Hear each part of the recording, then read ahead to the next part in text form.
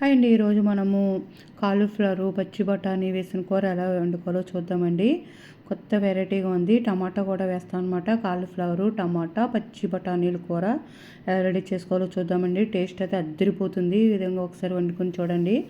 ముందుగా ఇలాగా పాత్ర పెట్టుకొని ఆయిల్ వేసుకుని కరివేపాకు, పచ్చిమిరపకాయ చీరుకులు, ఉల్లిపాయ, ఉప్పు వేసుకొని మగ్గించేసుకుందామండి.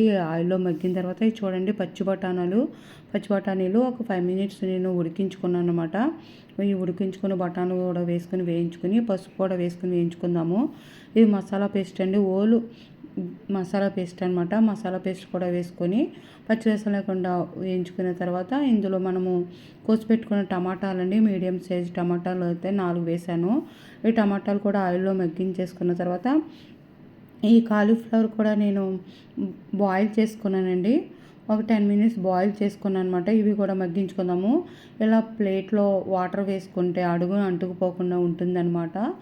ఇప్పుడు చూడండి, ఇవి ఆయిల్లో బాగా కాలీఫ్లవర్ కూడా మగ్గిపోయింది. మనకు తినే కారాన్ని బట్టి కూడా వేసుకుని కలుపుకొని కొద్దిగా వాటర్ వేసుకుని బాగా వాటర్ మగ్గిపోయిన తర్వాత ఫైనల్గా కొత్తిమీర వేసుకుంటే ఎంతో టేస్టీ మన కాలీఫ్లవర్, టమాటా, పచ్చి బఠానీ కూర రెడీ అయిపోయింది. మీరు కూడా ఒకసారి ట్రై చేయండి. చాలా బాగుంది ఇది.